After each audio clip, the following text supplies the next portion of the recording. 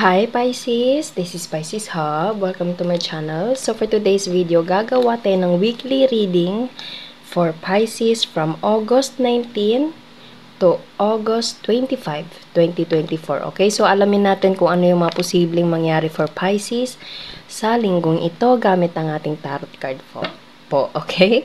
So, reminder lang na ito ay general reading. So, pwede pong mag-resonate sa'yo, pwede pong hindi. Okay? And, welcome po ang lahat ng gender, babae, lalaki, LGBT man, ay pwede po sa feminine or masculine po. Okay? So, kung kanino mag-resonate, take lang. Okay? So, ano po yung mga posibleng mangyari for Pisces sa linggong ito? Gabay, mensahe niyo po para kay Pisces sa linggong ito. 8 of Cups. Living. It's either ikaw to Pisces. Okay. Parang meron kang iniwan, nag-take ka ng risk, lumayo. Okay. Or you're dealing with someone na ganito. Okay, pero kahit nakikita nyo kasi may moon, tapos medyo malungkot yung mukha ng moon. Kasi kaya siya malungkot, marami pa kasi emotion. It's either this is love, this is anything na merong puno pa yung emotion na yon. Okay, but you have to let go. You have to move forward, to leave whatever situation na hindi na nagbe-benefit sa'yo. Okay? So, pwedeng ito yung nangyari na or pwedeng mangyayari this week. And you have to trust the process. Time to heal. Okay? Trust the process. Heal mo muna yung sarili mo, muni-muni, gawin yung mga bagay na importante, okay, and surrender everything to God, Pisces. Pag para sa'yo kasi, para sa'yo. Okay? So, ano pa po yung message niyo po for Pisces sa linggong ito? Yes, focus on finances, focus on things, people na importante sa'yo. Kasi darating yung araw, Pisces, merong magtatagpo, okay, and magkakaroon ng longer term. Kasi meron tayo ditong 10 of Pentacles, which is pwedeng generational wealth, pwedeng about sa family, or something like long term, kumbaga. Okay, so as of now, heal ka muna, or something like, you have the right to see, you did, or you should do a right decision, Pisces, to move forward and heal yourself, okay? Kasi darating yung araw for you to meet someone na makakasama mo in a long term. Okay? Magkakaroon kayo ng pamilya, tatanda kayong dalawa, okay? Or kung hindi man to about sa love, pwedeng about din sa career na you have to change line of business, okay, change career, or anything na feel mong hindi na siya nagbe-benefit sa'yo, hindi ka na masaya, wala nang kasiyahan sa sitwasyon na iyon. And surrender everything to God and focus sa mga bagay na importante. Okay? So, ano pa po yung message niyo po? And surrender everything to God.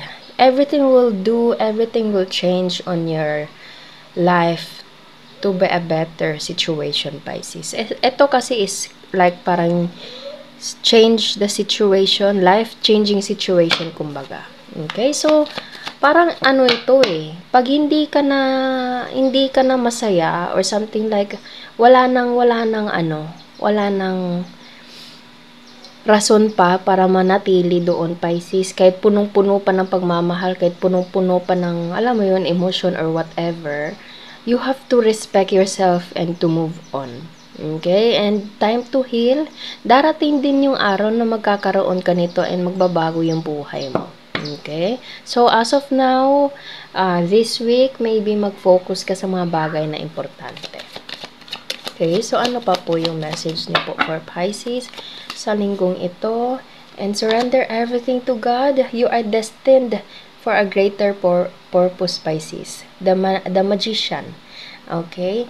Everything will work out for you. Feeling, it's like, naririnig ko yung word na blessing in disguise, Pisces. So, pwedeng kung ano man yung nangyari, okay, na ganito, may rason yun, okay? Pwedeng sa ngayon hindi ka masaya, hindi ganito, ganyan, or pwedeng you're dealing with someone na ganito yung ginawa, and you have to focus on yourself, you have to focus sa mga bagay na importante, okay? And surrender everything to God, heal yourself, Pisces, kasi darating yung araw, in God's perfect time, magbabago yung sitwasyon, and ikaw naman yung papaboran.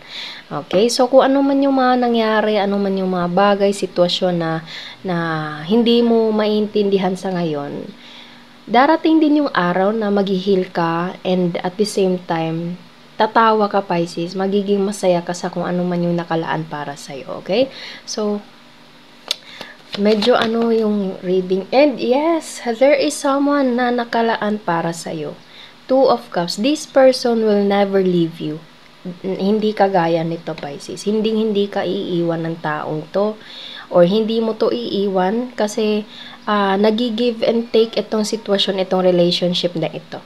Pwedeng ito ay sa love, sa family, pwede ding sa work na kumbaga naibibigay yung dapat na ibigay para sa'yo. Kumbaga, yung mga benefits like salary, incentives, or anything promotion na dapat ay para sa'yo, maibibigay yun sa'yo sa tamang management, sa tamang company, or any kind, Pisces, na konektado sa ganun, okay? Or kung sa love man to, there is someone na papantayan at hindi ka iiwan. And this is the person na nakalaan para sa'yo, kasi meron tayo ditong Two of Cups, okay? So, surrender everything to God, Pisces. Wag manghinayang. Yes, it's so normal na, alam mo yun, makaramdam ng lungkot, kasi meron tayo ditong parang moon, and nalulungkot siya habang nakatingin dito sa taong naglalakad palayo, okay? It's so normal na makaramdam ng ganon, pero you have to heal yourself first, or surrender everything to God, and siya na bahala kung ano man yung mga nangyayari or mangyayari. Okay? So, bottom of the deck is Three of Cups. Everything will work out for you, and you will celebrate. Sinabi ko kanina, Pisces, darating yung araw, magiging masaya ka din. Sasaya ka sa mga taong andyan para sa'yo. Sasaya ka sa mga taong sasamahan ka, Pisces, and hindi ka iiwan. Kasi nakikita nyo, there's a Two of Cups, and meron tayo ditong Three of Cups na nandito. Okay? So, sa dati, parang merong leaving, iniwan, okay? Yung parang ganito, ganyan, kung ano man yung sitwasyon na iyon. It's either ikaw yung nang iwan, or pwedeng merong taong nang iwan, or anything. Darating yung araw, everything will change, Pisces. And yung pagbabagong yun is nakalaan para sa'yo, naka-destiny para sa'yo, kaya pero kung gusto mong umiyak, iiyak mo, Pisces. It's so normal. Normal lang po makaramdam ng ganon. Pero wag kalimutan na dadaanan mo lang yan, and darating yung araw na ibibigay and makikita mo yung nararapat para sa'yo. Okay?